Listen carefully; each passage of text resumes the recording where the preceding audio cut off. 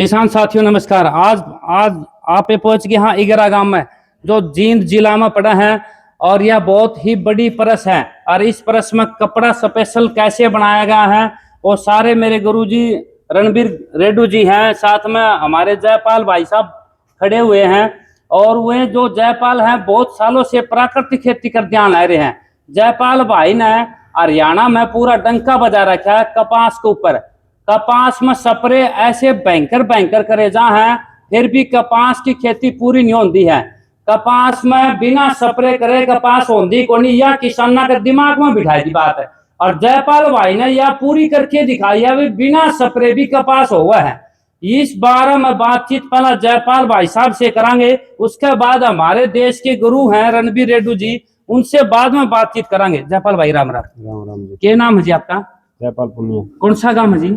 गांव ब्याना खेड़ा, तहसील बरवाला, जिला हिसार। तो कितने साल से आप प्राकृतिक खेती करो? 2005 में शुरुआत की थी जी, 1 एकड़ से। 1 एकड़ से? हाँ, तो आज 20 एकड़ है, बिल्कुल पूरी पूरी प्राकृतिक है। पूरी प्राकृतिक है। अच्छा, जो कपास में इतने स्प्रे करे जा हैं, किसाना का दिमाग में बिठा दी गुलाबी सुंडी आओगी और वो स्प्रे 20 से 25 स्प्रे करते हैं, कोई 30 भी करते हैं, फिर भी कपास वह 10 मन पर खड़ी रहे है। और आप कपास ले जो 20 से 25-30 मन लग ले जो 1 एकड़ की बिना स्प्रे करे, आखिरकार ऐसा करो के है या फिर यह धरती आपकी अलग है पूरा संसार से?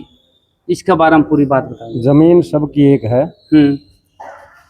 पेस्टिसाइड की असल तो किसी भी फसल में कोई जरूरत नहीं होती। और कपास सबसे लंबा सीजन चलती है 10 महीने लगभग, जिसमें सभी मौसम आ जाते हैं।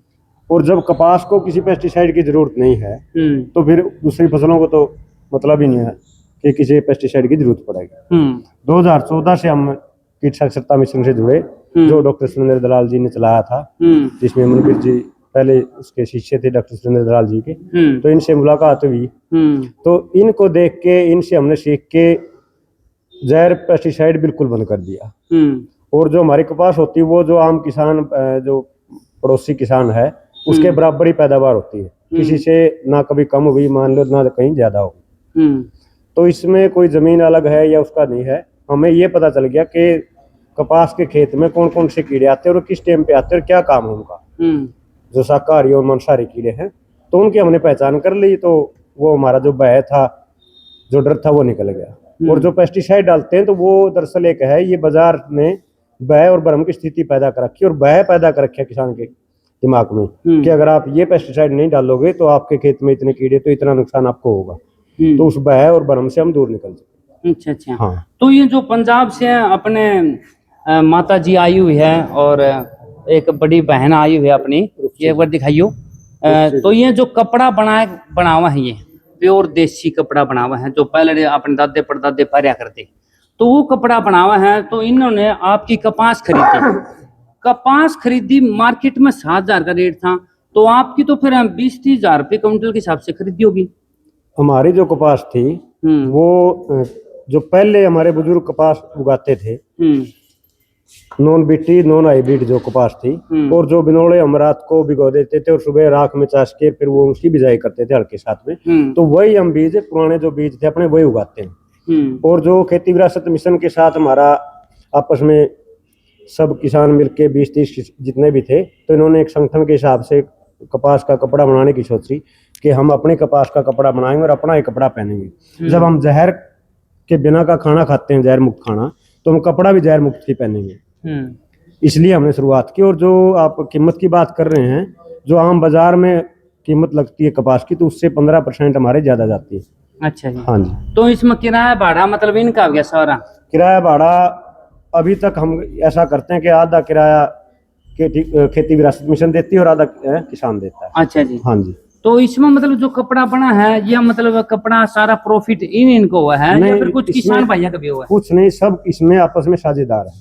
सब का हिस्सा है? जितने भी सदस्य हैं इसके, वो सब आपस में साझेदार है। जो भी प्रॉफिट है या जो भी लॉस है, वो सब किसानों का साथ में है, पूरी संस्था के साथ। अच्छा। हाँ जी। अच्छा। और ये कपड़ा जो है, जिस पर हम जहर मुक्त खाने की कहते हैं, जो खाना हम खाएंगे तो उसको खाने के बाद ही पता चलेगा।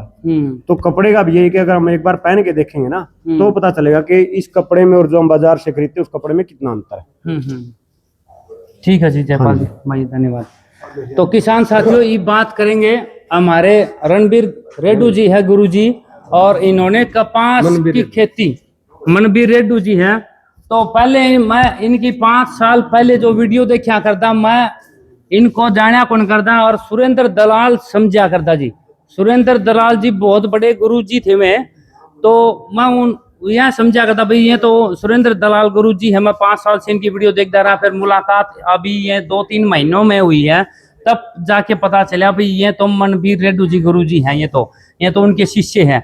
मैं सुरेंद्र दलाल के हिसाब से इनको सुरेंद्र दलाल जी गुरु जी समझा करता, बाद में भेद चला और बहुत ही ज्ञान मिला है इनकी वीडियो देखने के बाद। मेरे जो तमन्ना अंदर से जो जागृत हुई, भाई कीड़े मारने नहीं है, ये हमारे मित्र हैं, तो तभी से वो तमन्ना उठी और भाई चल पड़े भाई मिशन उठा के भाई किसानों को समझाना है भाई प्राकृतिक खेती करो, और ये कीड़े जो मारा है, सुंडिया ने मारा है, ये हमारे मित्र भाई हैं सारे, कोई दुश्मन नहीं है, इनको दुश्मन ना समझो। तो ये मैं मेरे गुरुजी से बात कराऊंगा। गुरुजी राम राम। नमस्कार जी।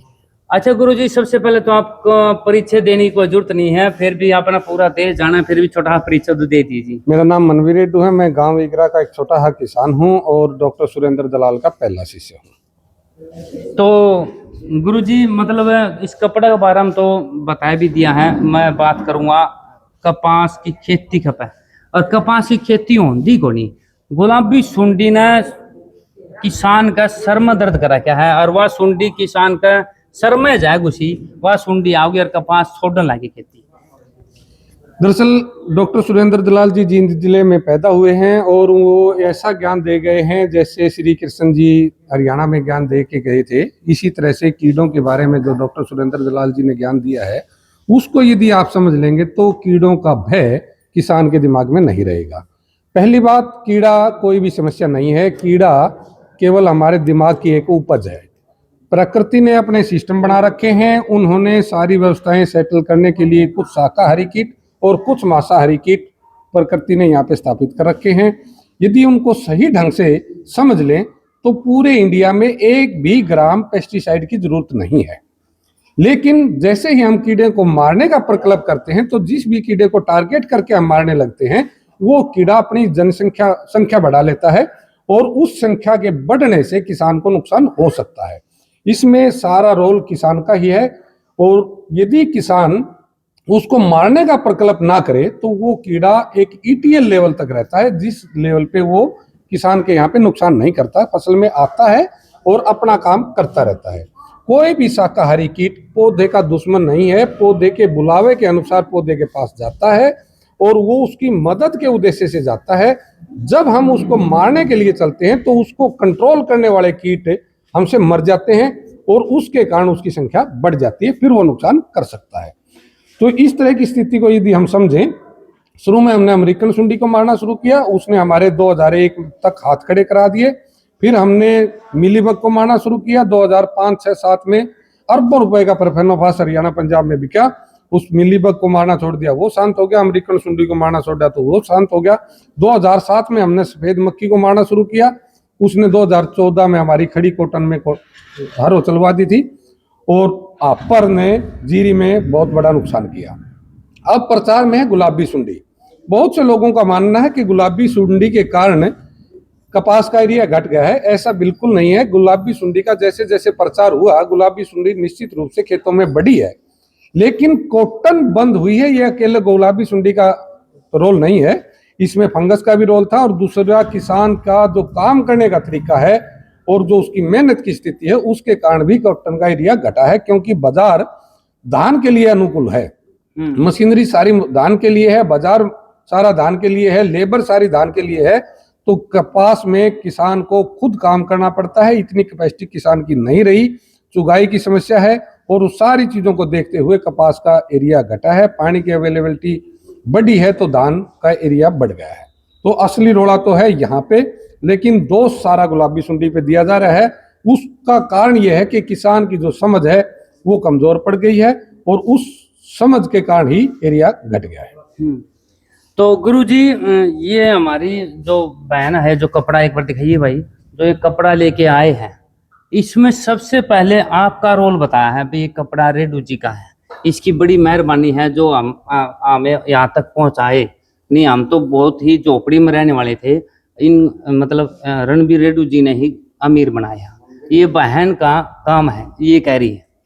ये दरअसल वो तो श्रेय एक एक आदमी को देना गलत है, क्योंकि ये तो सभी का सामूहिक काम है। पहली बात, खेती विरासत मिशन किसी लाला की दुकान नहीं है, ये पूरे किसानों का ही एक सेटअप है और उनका ही ये सारा कार्यकलाप है।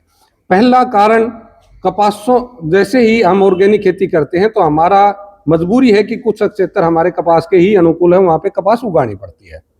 जब तक हमारे पास ये सेटअप नहीं था, उस ऑर्गेनिक कपास को भी हमने मंडी में रसायन वाले के बराबर में डाल के बेचना पड़ रहा था। एक बात तो ये बात हमारे को पिंच कर रही थी कि हम मेहनत करके ऑर्गेनिक रूप से किसी प्रोडक्ट को उगा रहे हैं और उसको मंडी में डंप करना पड़ रहा है, डालना पड़ रहा है, तो वो हमारे को सहन नहीं हो रही थी। तो इसका एक ही उपाय था कि इससे कोई प्रोडक्ट बनाया जाए। तो प्रोडक्ट की जब तरफ चले तो पता चला कि इसमें तो काफी लोगों को रोजगार मिल सकता है, हमारे ग्रामीण अर्थव्यवस्था में इसका काफी बढ़ोतरी मिल सकती है, क्योंकि जुलाई का काम इसमें है, काटने वाले का काम इसमें है, बनाने वाले का काम इसमें है। तो ये सारे लोग जब जुड़ के इसको आगे बढ़ाएंगे तो ये कपड़ा बन के आएगा, और जब कपड़ा हम पहनेंगे तो हमारे अंदर से फीलिंग आएगी कि हमने अपनी चीजें पहनी है, और इसका अनुभूति ऐसी होती है कि एक बार कपड़ा डालने के बाद निकालने का मन नहीं करता। तो ये सबका सामूहिक प्रयास है, अकेला रणबीर रेड्डी का तो श्रेय नहीं जाना चाहिए, सभी ने इसमें अपना अपना योगदान दिया है। अच्छा जी, धन्यवाद गुरु जी।